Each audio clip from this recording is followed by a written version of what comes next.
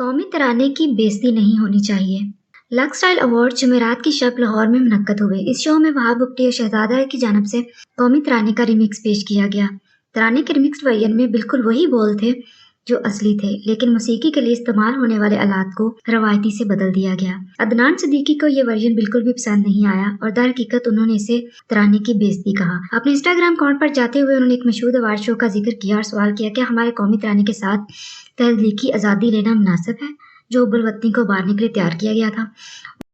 انہوں نے پوچھا کیا آئین کی کسی بھی تخلیقی صلاحیتوں کو آڑ میں لیتے ہوئے ترانے کو بہتر بنانے اور دوبارہ بنانے کی اجازت دیتا ہے؟ یہ نوٹ کرتے ہوئے اصل گانا ہمیشہ میچوں، ٹورنامنٹس اور دیگر ریاستی تقاریب پر بجایا جاتا ہے۔ ایک مشہور ایوارڈ شو میں فنکار تمام قومی نشان کے ساتھ ہلچل مچاتے ہیں لیکن ممکنہ طور پر اس سے بچ جاتے ہیں۔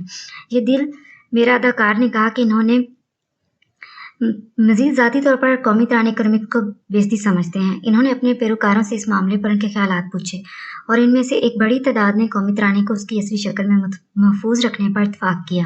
ہم صدیقی کے نقطہ نظر کو دیکھتے ہیں۔ جب قومی ترانے کے تقدس کو برقرار رکھنے کی بات آتی ہے تاہم انہوں نے جس مشہور ایوارڈ شو کا حوالہ دیا اس میں لوک آلات شامل تھے۔ ہمیں یقین ہے کہ یہ بالکل ٹھیک ہے کیونکہ یہ پاکستانی ثقافت کا حصہ ہے۔ ہم سمجھتے ہیں کہ بعض اوقات ایسی چیزوں کو ہضم کرنا مشکل ہو سکتا ہے جس کو آپ عادی نہ ہوں۔ شاید بگٹی اور رائے نے جس طرح اسٹیج پر پرفارم کیا وہ صدیقی کے لیے ناگوار تھا، لیکن استعمال کیے جانے والے مختلف آلات کے لیے کھلا رہنا اتنا بڑا خیال نہیں ہے۔ مختلف علاقوں سے تعلق رکھنے والے دیگر فنکاروں کے لیے قومی ترانے کو اپنے آلات مزاج کے ساتھ گانے کی راہ ہموار کرتا ہے اور اسے پس منظر میں ساز کے علاوہ کچھ نہیں بدلتا۔ قومی ترانے کے الفاظ وہی رہے۔ ہم اس بات سے متفق ہیں کہ قومی ترانے کی بےعزتی نہیں ہونی چاہیے، لیکن ایسا نہیں لگتا کہ یہاں کوئی بےعزتی مقصود تھی۔ انہوں نے وہی موجودہ سب سے زیادہ پاکستانی گانا گانے کی روایتی پاکستانی آلات آوازیں استعمال کی۔ قومی ترانہ جسمانی جھگڑے کی وجہ نہیں ہونا چاہیے۔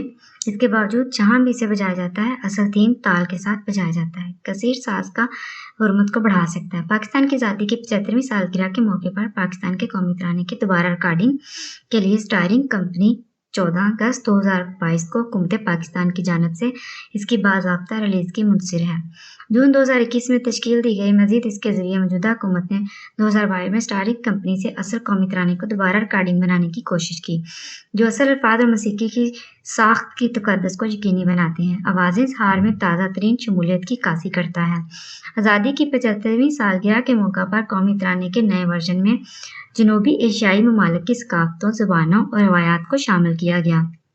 کم از کم 155 گلوکاروں، 48 موسیقاروں اور 6 بینڈ ماسٹرز کی شرکت کے ساتھ اسے 68 سال بعد دوبارہ ریکارڈ کیا گیا۔ نئی ریکارڈنگ میں ملک کے ثقافتی، تہذیبی، علاقائی رنگ دکھائے گئے جو اتحاد، بھائی چارے اور علاقائی شناخت کا پیغام دیتے ہیں۔